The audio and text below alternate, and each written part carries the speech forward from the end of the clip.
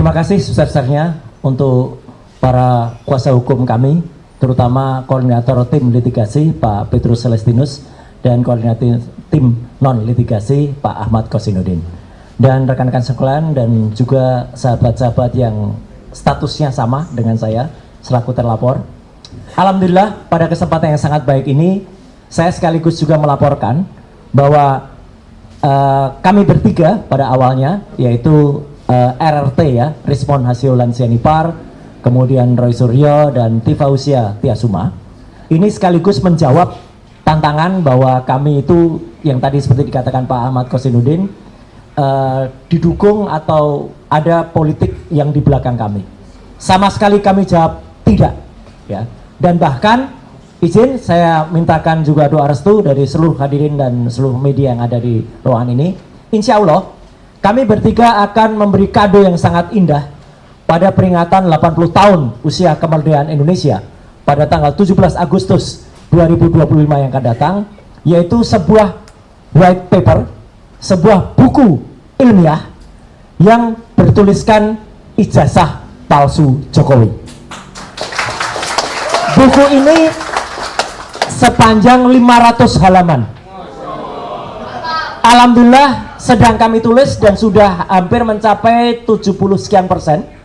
Bang Respon menuliskan soal detailnya, saya menuliskan mulai dari prakata, mulai dari kisah ijazah palsu ini pertama kali dugaan masyarakat, kemudian penjelasan soal Declaration of Human Rights, penjelasan soal Undang-Undang Dasar 45, penjelasan soal Undang-Undang Keterbukaan Informasi Publik nomor 14 tahun 2008, penjelasan Undang-Undang ITE nomor 11 2008, 19 2016, nomor 1 tahun 2024, dan juga termasuk penjelasan soal undang-undang yang lain dan undang-undang khususnya. Dr.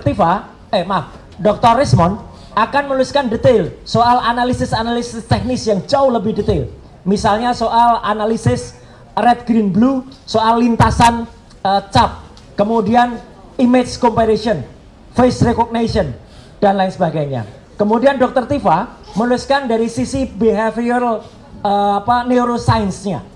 Semua itu akan menjadi satu buku yang insya Allah itu akan terbit dalam dua versi, akan terbit secara cetak analog dan juga akan terbit secara digital, dan sedang kami mohonkan nomor ISSN-nya, ya, ISBN-nya.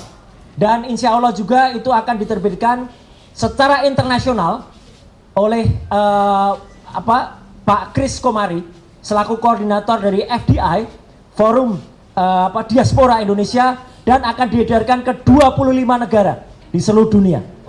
Jadi kami bertanggung jawab penuh atas buku itu, dan kami juga menantang kalau buku ilmiah jawab dengan ilmiah.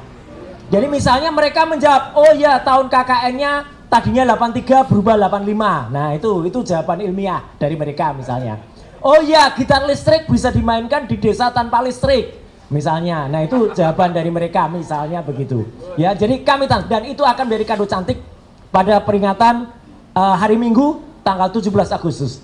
Sehari sudahnya insya Allah Pak Kosinudin, Pak Petrus dan teman-teman lain, saya akan mohon izin untuk juga mendeklarasikan bersama sahabat-sahabat purnawirawan dari Ngayogyakarta Hadiningrat dari Jogja, bahwa akan ada statement, akan ada sabda dari kota Yogyakarta pada tanggal 18 Agustus tahun 2025. Jadi izin saya saya Minggu masih di, Senin saya udah akan ke Jogja.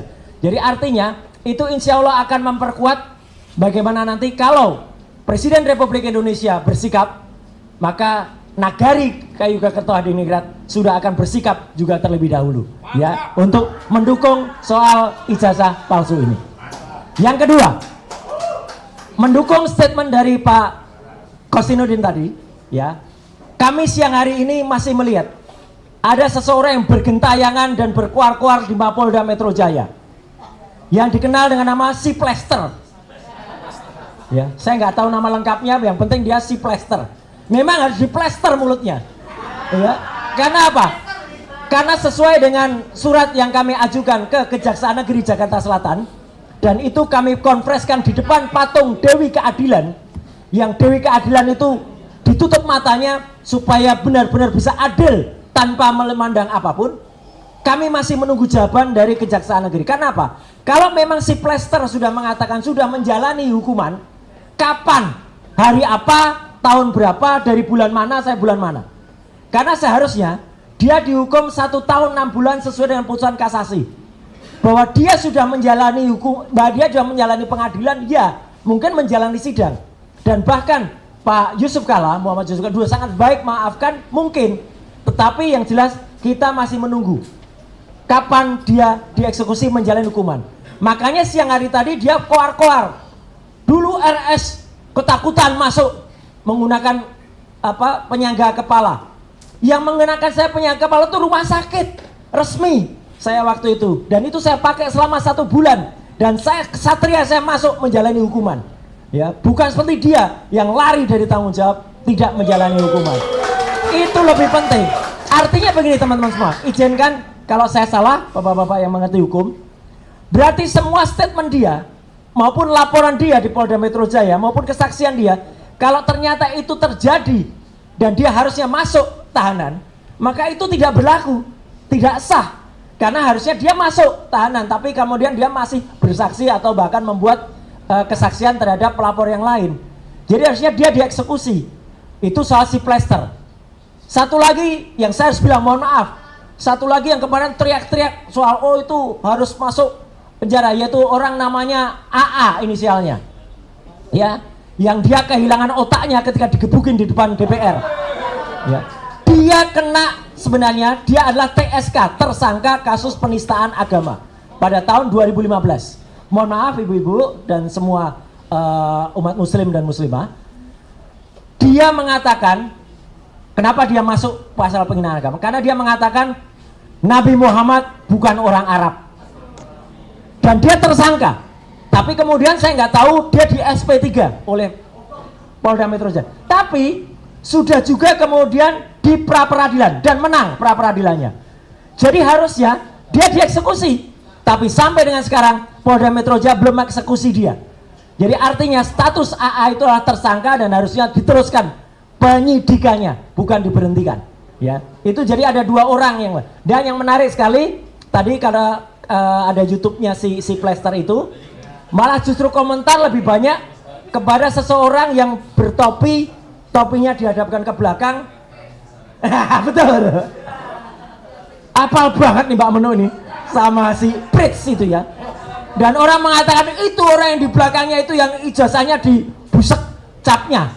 Ya, dan dia secara tidak malu memalukan dirinya sendiri tampil di depan salah satu TV dan kemudian menunjukkan kalau ternyata ijazahnya masih ada capnya, bukan seperti Jokowi yang capnya dibalik pas fotonya, ya.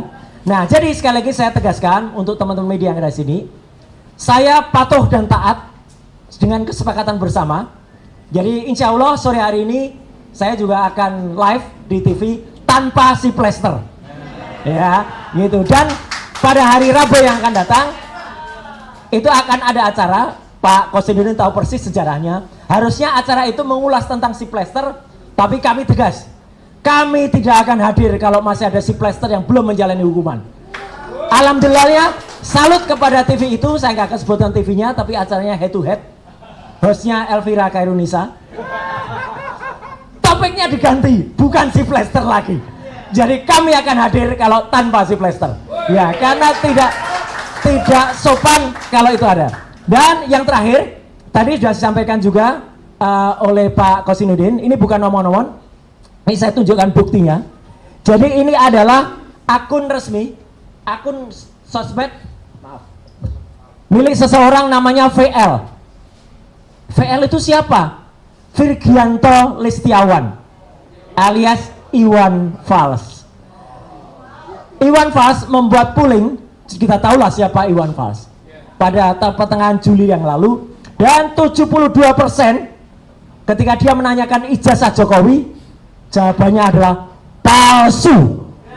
Jadi terima kasih Mas Iwan Fals bersama grupnya, ya, hanya 14% yang mengatakan asli. Nah, jadi artinya makin banyak lagi selain Refri Harun juga Iwan Fals. Dan kami sekaligus menolak atau tidak percaya kalau ada seseorang yang membuat survei-surveian Itu bukan survei tapi survei.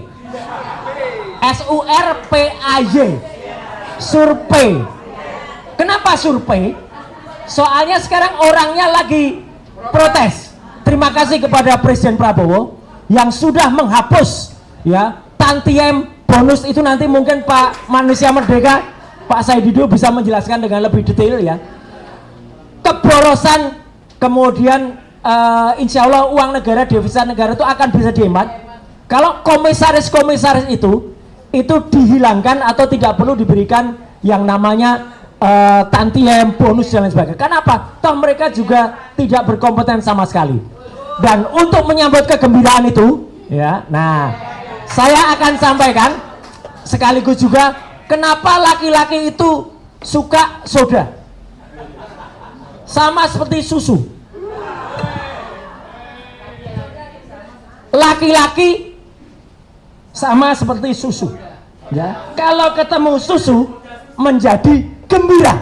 Jadi kita bergembira atas keputusan Presiden Prabowo untuk menghapus ya, bahkan kalau perlu komisaris-komisaris itu yang tidak berharga itu cabut Pak Prabowo ya. Jadi kita akan lebih bergembira seperti soda susu gembira. Terima kasih. Wassalamualaikum warahmatullahi wabarakatuh.